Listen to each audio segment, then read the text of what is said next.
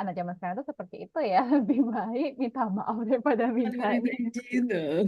jangan ya Gen Z ya. Sila Kak minta izin dulu. Maksudnya kayak mungkin itu budaya kita ya, terlalu takut untuk menyuarakan apa yang ada dalam pikirannya kita. Sebenarnya kan kalau misalnya ketika mereka minta izin, mereka punya kalau misalnya punya alasan yang valid dan kuat kan mereka sebenarnya bisa fight for it gitu loh.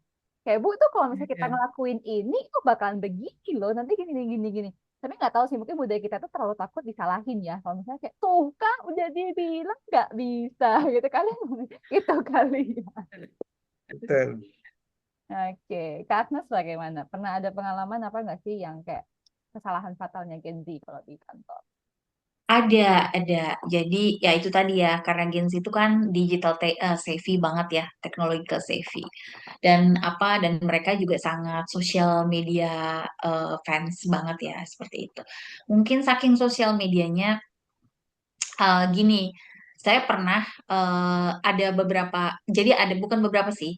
Jadi waktu itu saya menemukan ya mungkin ini udah lama ya, udah biasa ya. Jadi surat sakit palsu gitu ya. Jadi surat Hmm. keterangan sakit palsu yang sebenarnya ternyata juga kita jadi pada saat itu saya taunya oh ternyata di Instagram banyak dijual ya, harganya 50.000. Mau rumah sakit mana, mau apa gitu bisa. Jadi dijual di Tokopedia, di Instagram, di mana bahkan mungkin bisa dengan AI dan segala macam seperti itu. Nah, itu saya pernah mendapati adanya surat sakit palsu. Nah, surat sakit palsunya itu kenapa saya bisa terdeteksi? Jadi memang apes aja ini anak gitu karena rumah sakit. Jadi waktu ketika saya buka suratnya itu karena kita pakai HRIS ya, pakai HRIS. Nah, dia upload tuh surat sakitnya pas saya buka surat sakitnya, loh kok nih rumah sakit tempat saya bekerja dulu gitu kan. Terus saya bilang, ini Hmm. kayaknya nggak ada deh dokter namanya ini gitu. Terus Oke. kayaknya kok aneh ada cap begini karena saya tahu karena gini yang ngedevelop maksudnya quality control untuk segala internal dokumen di rumah sakit kan kita masuk di dalam tim itu ya. Jadi semua tuh pasti namanya dokumen-dokumen mau surat sakit surat apa tuh ada serial number gitu loh. Terus dia pasti ada watermarknya gitu. Nah itu kok nggak ada gitu. Saya bilang ini aneh banget nih. So, saya melakukan konfirmasi dong, cross check. Tetap praduga tak bersalah dulu. Jadi saya confirm kebetulan memang CEO-nya rumah sakit itu kan masih kenal ya. Jadi saya kirim, saya bilang dok boleh nggak dicek, ada nggak? Saya nggak bilang ya, ini palsu apa enggak. Pertanyaan saya nggak kayak gitu. Saya cuma pertanyaan saya adalah apakah ada pasien yang berobat pada tanggal ini atas nama ini ke dokter ini. Udah itu doang itu. Jadi mereka jawab tidak ada pasien atas nama tersebut di tanggal tersebut dan tidak ada nama dokter itu yang berpraktek di situ. Selesai dong. Kita sebenarnya udah nggak bisa ngomong apa-apa lagi. Oh, terus bilang oh maaf. Dan kemudian ditambahkan ini kita bukanlah surat keterangan yang diterbitkan dari rumah sakit kami. Udah dong. Nah, akhirnya kan skakmat pedang anaknya. Sementara di peraturan perusahaan kita udah jelas yang namanya memalsukan segala macam itu udah keluar gitu kan intinya. Nah, itu yang jadinya Hmm. fatal lah seperti itu.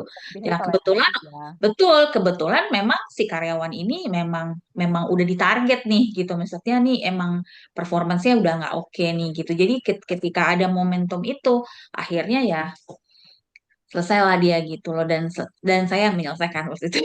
Jadi maksud saya akhirnya juga karena ketahuannya gitu loh. Jadi memang itu yang menurut saya fatal gitu ya dari sisi ya oke digital savvy, teknologi savvy, tapi ada hal-hal yang kadang-kadang kemudian tadi rawan-rawan untuk disalahgunakan itu seperti itu dan kita juga mungkin mesti lebih tadi ya jeli juga melihat gitu ya apakah ini memang benar asli atau palsu itu sih sebenarnya yang fatal sih seperti itu gitu Ya. lebih ke integrity sih lah itu Berarti masalahnya. itu termasuk pemalsuan dokumen ya, Kak ya?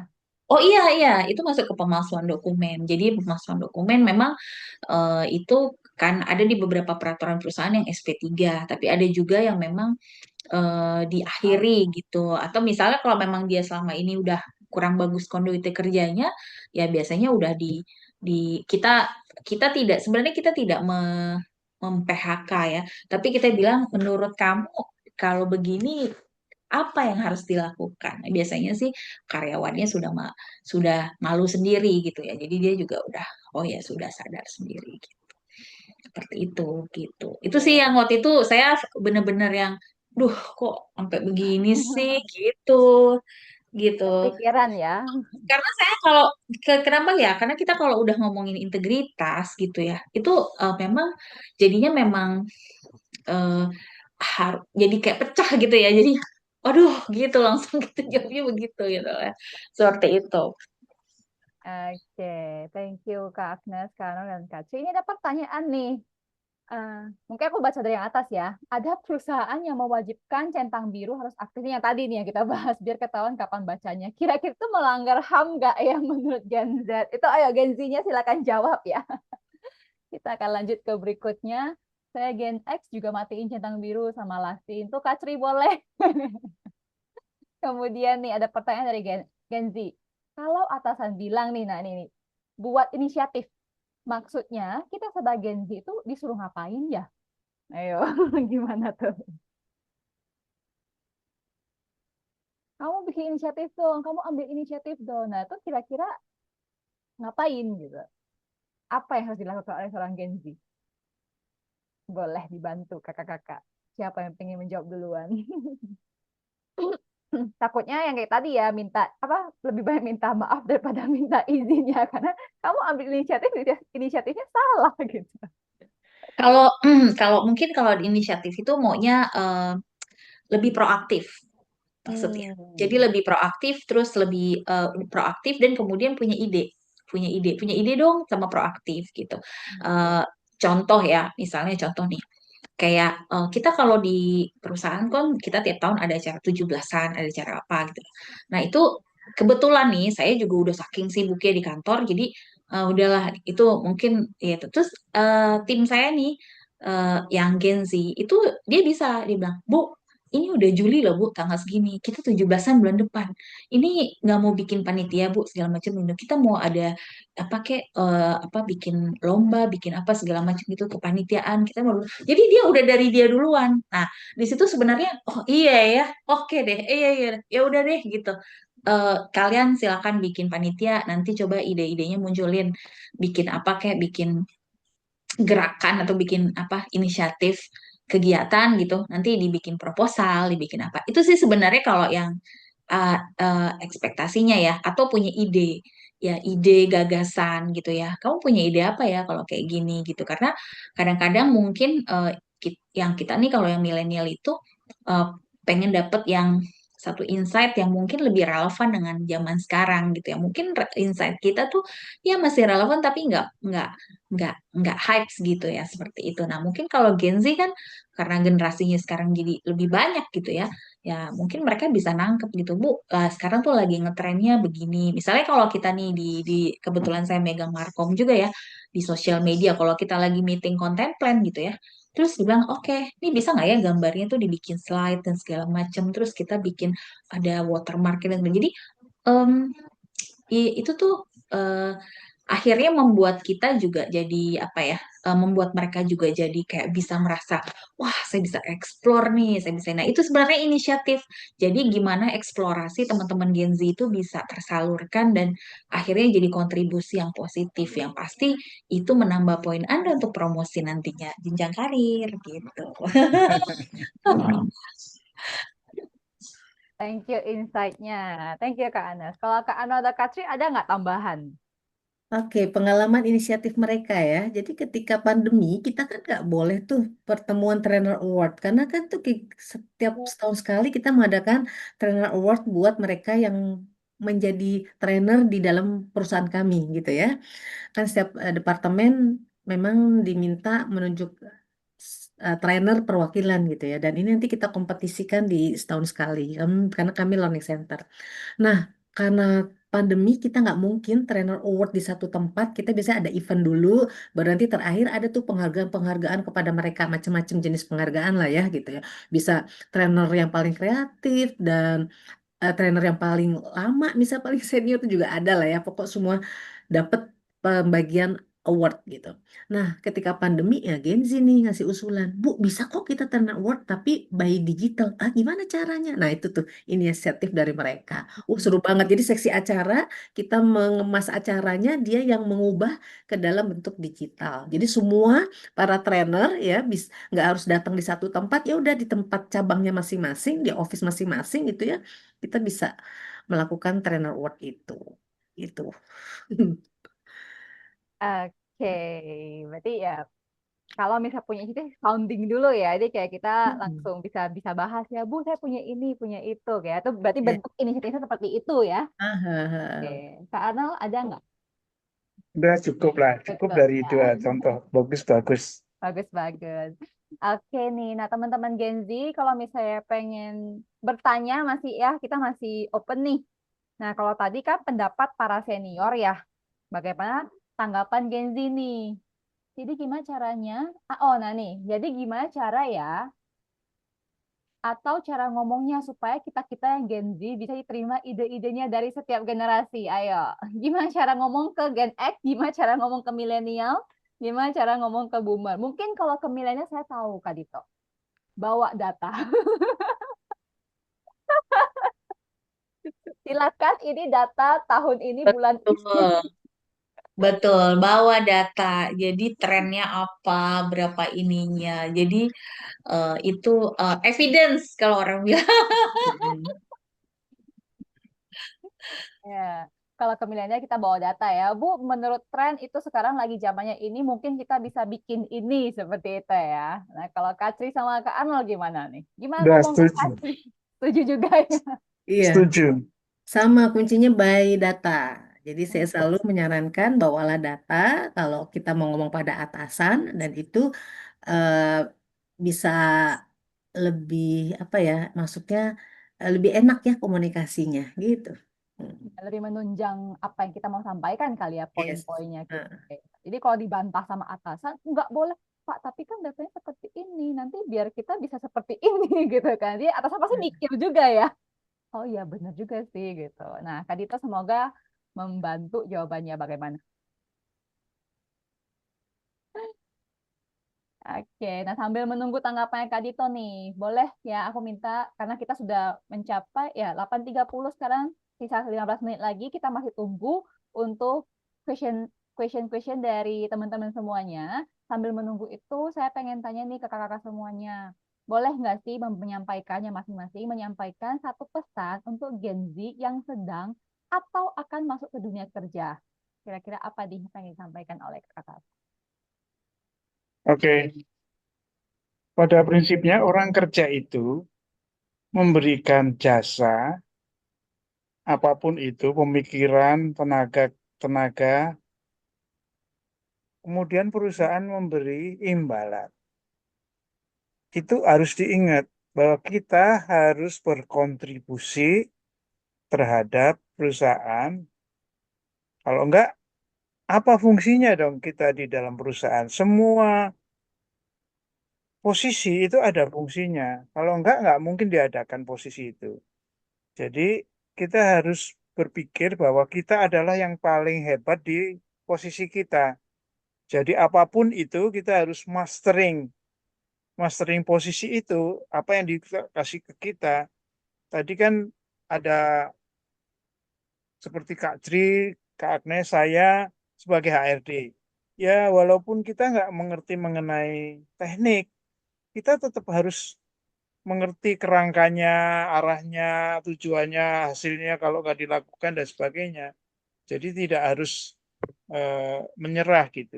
Untuk Gen Z juga begitu kan, dia harus eh, kompeten ya, harus kompeten dan ditambah lagi dengan attitude yang baik.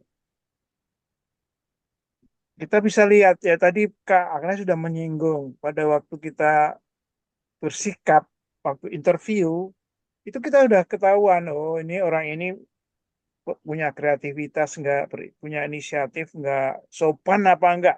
Kalau eh, baby boomer masih penting ini sopan ini harus gitu. Kalau dia enggak sopan, buat apa kita terima gitu. Terima kasih. Oke, thank you Kak Anwar. Gak apa-apa teman-teman kalau mau belajar grooming atau kayak terbeli sama saya bisa. Sambil promosi. Biar kalau misalnya ketemu HR itu udah tahu harus bersikap seperti apa ya. Oke, thank you Kak. Kak Tri, boleh silahkan. Ya, oke. Kalau dari saya ya untuk Gen Z, pesan saya yang pertama kan Gen Z itu memang kreatif ya, tetapi cara berkomunikasi dengan Gen X saya, nah itu yang harus dilatih. Jadi yang pertama ya, biasanya tuh ada urut-urutannya tuh. Nah, Kak Tata jago nih soal grooming ya. Jadi yang pertama kita kan ada senyum sapa salam itu kalau kita ngangkat telepon ya. Tapi kalau bicara dengan atasan, pertama kita harus sebutkan dulu siapa Anda, kan atasan kadang ada yang nggak kenal juga ya dengan kita ya gitu ya. Terus udah gitu ceritakan dari departemen dan apa yang mau disampaikan. Nah, kemudian saya ingin ingatkan kepada Gen Z adalah magic word ya, tolong dipraktekkan karena itu ampuh banget buat saya yang Gen X. Jadi magic wordnya Terima itu ada kasih, kata yes, tolong. kata permisi, maaf, tolong, dan terima kasih. Nah, yang lebih sering kan selama ini cuma yang terima kasih aja ya. Tapi kata tolong, permisi itu enggak. Jadi misalnya saya pernah di Gramedia gitu ya, kesenggol Gen Z gitu ya. Dan dia nggak bisa bilang, dan dia tidak mengatakan maaf gitu. Saya sampai heran gitu loh. Kan udah nyenggol kita gitu ya. Tapi mungkin dia nggak terasa. Saya anggap aja gitu. Ya udah, saya maklumi gitu. Tapi eh, tolong tadi ya mengenai etika ya, etika itu tolong dari Gen Z menghidupkan kembali karena kami Gen X itu merindukan itu ya untuk Setuju. didengungkan lagi, dan itu budaya kita, budaya Timur. Nah, kemudian kalau sudah melakukan tata krama seperti itu, nah ketika menyampaikan itu sebaiknya adalah cerita dulu hal-hal yang positif gitu ya. Kalau misalnya mau menyampaikan ide itu pasti positif. Tapi kalau misalkan ingin menyampaikan protes, nah itu disimpan setelah kata positif sampai kepada atasan, baru tuh yang protes-protes disampaikan di akhir. Nah, itu beberapa urutan yang diharapkan oleh kami Gen X ya disampaikan oleh Anda Gen Z gitu. Oke, ya, ya, ya. Jadi Sarannya. kalau misalnya chat itu tuh, iya benar sih Kak, itu kayak tolong. Heeh. Biasanya tuh mereka suka langsung tolong. Padahal kan kok Kak Tri Mm-mm. tolong ya, itu ya mungkin kalau kita bacanya lagi moodnya oke ya tolong ya gitu kan. Tapi kalau misalnya kita moodnya lagi jelek, Tri tolong ya gitu kan. Ya, jadi Iya, biasa tuh saya akan tambahin Kak Tri minta tolong gitu ya, ada ah, ya. mintanya. Jadi kayak lebih sopan gak sih gitu Iya, ya iya. Kak Tri kalau Heeh. kita. Oke, Ini, berarti se- 5 ini magic word tadi ya. Gimana Kak? sebelum ke Agnes, saya Hmm. tambahin supaya nggak lupa ya. Ya. Ada tadi dibilang magic word kan, Aha. ada hal yang harus dihindari. Orang Gen Z biasanya mengatakan aku. Aku dulu pernah kerja di sini, aku pernah kuliah di sini. Ganti kata-kata aku dengan saya. Ya. Dalam konteks pekerjaan, walaupun bagaimana ya, entah seumuran, entah bagaimana, tapi dalam konteks pekerjaan, jangan gunakan kata aku. Aku itu konteksnya bukan dalam pekerjaan. Biasanya artis-artis itu kalau diinterview sama pembawa acara gitu, dia mengatakan, aku cita-citaku. Bolehlah kalau artis, tapi kalau dalam konteks kerjaan, bilang saya. Itu tips saya buat Gen Z. Terima kasih. Thank you, thank you. Ya, soalnya saya juga masih sering kebelibet, soalnya orang daerah ya, ini masih suka pakai aku gitu. Orang Medan nih gitu. Oke, thank you Kak Ano tipsnya. Oke, kita masuk ke Kak Agnes, silahkan. Oke, Pak. Kalau saya mungkin tadi udah cukup kaya ya dari Kak Arnold, dari Kak Ceri juga. Nah, saya nambahkan mungkin adalah sebenarnya kalau tadi kita lihat ya dari percakapan kita tuh lebih ke kita percaya banget ya Gen Z itu punya kompetensi yang pasti hard skillnya sudah oke. Kita percaya deh maksudnya karena kan dari sisi tadi ya mereka punya banyak resource yang bisa dicari dari digital CV-nya tadi, dari teknologinya CV-nya tadi. Nah, sebenarnya yang paling penting itu teman-teman yang Gen Z yang paling penting itu adalah interpersonal skill. Nah, interpersonal skill itu memang harus diasah sendiri gitu ya. Bagaimana bisa berkomunikasi tadi, bisa beradaptasi, bisa berempati, bisa punya apa ya bisa dibilang mungkin tata krama ya atau ke courtesy seperti itu. Tapi itu juga balik lagi bagaimana teman-teman Gen Z itu juga ketika mau melamar kerja harus know your company. Jadi tempat yang mau dilamar itu, tempat perusahaan yang mau dilamar itu harus kita cari tahu. Kan teman-teman udah digital savvy tadi ya. Buka di internet, cari tahu tentang visi, misi, values, culture-nya, industrinya, apa semuanya. Bosnya siapa, presidennya siapa, kalau perlu presidennya namanya ini. Stalking itu presidennya, cari di LinkedIn, cari di mana. Itu yang perlu kita lakukan karena itu juga yang saya lakukan gitu loh. Jadi setiap misalnya dulu waktu kita mau pindah kerja gitu, itu saya akan cari sampai oh ini namanya ini coba itu dia siapa ya? Oh ternyata dia ketua asosiasi ini gini gini gini gini. Nah, dari situ kita bisa lihat kita bisa dapat values atau culture yang memang di tempat itu gitu. Oh, oke, berarti ya itu tadi akhirnya kita tadi bisa menyesuaikan diri tadi ya, beradaptasi, menyesuaikan diri. Karena saya juga pernah nih, kalau tadi kan kalau kita kerja di Indonesia, jadi unsur tata krama, sopan santun itu tuh masih menjadi poin banget gitu ya, gitu, poin banget gitu. Nah, Iya. ketika saya pernah bekerja kebetulan itu saya pernah di luar negeri gitu ya, pernah masuk di office di kantor di sana juga. Nah, itu mereka eh, maaf ya, mungkin kalau saya agak sopan, kan saya pikirnya oke, oh thank you, dia bikin don't do that gitu. Jadi bagi mereka tuh aku saya bagi mereka tuh itu basa basi gitu loh. Jadi kesannya udahlah, let's straight to the point gitu lah. Apalah kayak gitu-gitu. Nah, bagi mereka seperti itu. Jadi memang ada unsur yang balik lagi ke culture dari company itu sendiri gitu. Ketika kita mungkin teman-teman Gen Z kan sekarang lagi ngetren juga nih work abroad, kerja di luar negeri gitu ya. Kita pergi keluar gitu. Iya sih ya, tapi mungkin di sana mungkin tidak seperti di Indonesia gitu. Jadi bahkan di sana kita diminta untuk ya lebih straight gitu ya, lebih lebih nggak ngomongnya nggak ada ya seperti itulah. Jadi kayak manggil bos kita juga with names gitu ya, seperti itu. Kayak dulu bos saya nggak pernah panggil ibu, nggak pernah. Misalnya dia orang Australia gitu ya, dia ya saya harus panggil ya misalnya namanya Erin, ya Erin gitu, hi Erin gitu, good morning bla bla bla bla gitu, misalnya seperti itu. Jadi nggak pakai hi Ibu Erin or Miss Erin gitu, enggak gitu. Padahal kalau kita di sini, kita di Indonesia, kita nggak mungkin manggil misalnya eh, Hai Sri Mulyani, kan nggak mungkin masih halo Bu Sri gitu misalnya kayak gitu ya.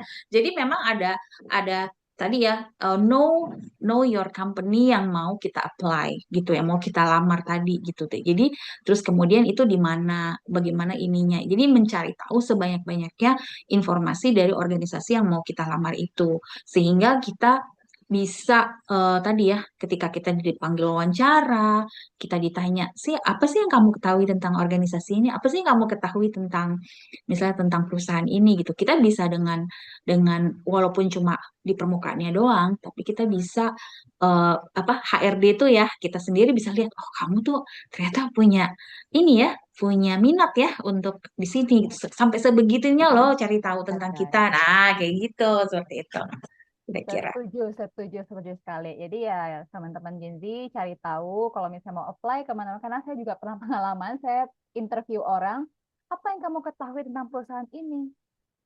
Eh, eh, terus kayak Yo, skip gitu ya. itu. Setuju, setuju. Bahkan Skip. bahkan tadi kan Kak Agnes bilang kalau ditanya bisa menjawab. Kalau nggak ditanya, kita yang bertanya sebagai pelamar. Pak, perusahaan ini marketingnya kemana aja? Omsetnya berapa? Berarti kita menunjukkan minat.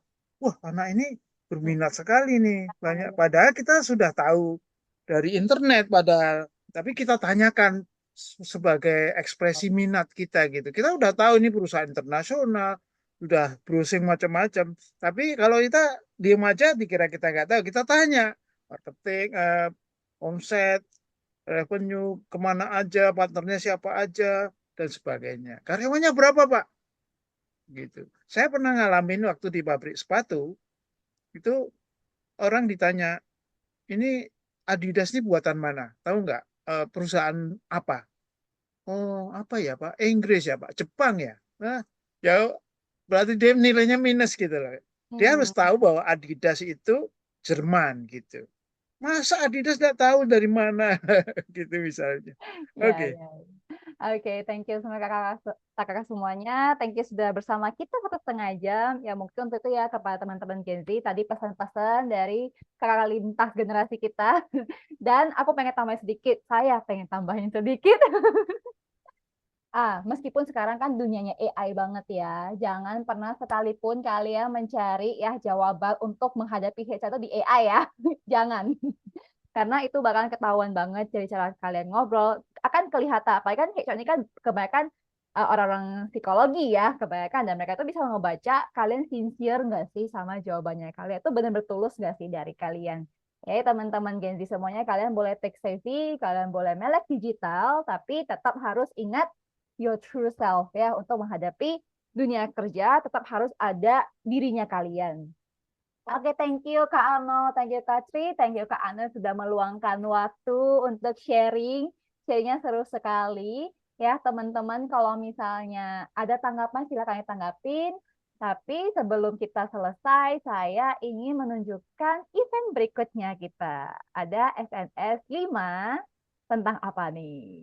Deng, deng, deng. Wah, Five Love Language meet the ISC model ya. Jadi hari ini kan kita ngebahas tentang dunia pekerjaan. Nah, next week juga tentang dunia pekerjaan, tapi gimana sih kita supaya connect dengan orang-orang sekitar kita ya, melihat mereka itu secara DISC-nya. Jadi kalau misalnya orang dominan, orang influence, orang steady, atau orang compliance, gimana sih cara menghadapinya? Oke, kalau pengen tahu, join di 2 minggu lagi di tanggal 18 Juli. Dan narasumber kita ada Pak Frans Budi. Dan kita juga ada another event di Juli ini, ada Speak with Clarity and Charisma. Itu ada SPS-nya kita, ya, tapi versi baru yang kita joining dengan maximum presentation. Itu tanggal 26 dan 27 Juli di Grand Cokro Hotel. Jadi teman-teman boleh share ke teman-temannya yang kira-kira pengen ya bisa pasti ngomong ya presentasi. Kira-kira kalau misalnya kita ngelihat orang di depan panggung atau pas presentasi kok ada karismanya sih. Kok orangnya bisa tampil keren sih. Nah, oke, kita silahkan join acara ini yang akan dibawakan oleh Pak Budi langsung juga ya. Bisa pengen tahu info lebih lanjut bisa kontak di nomor yang tertera. Sekali lagi terima kasih semuanya yang sudah hadir dan stay sampai akhir. Thank you so much. Selamat bermalam minggu. Belum ya.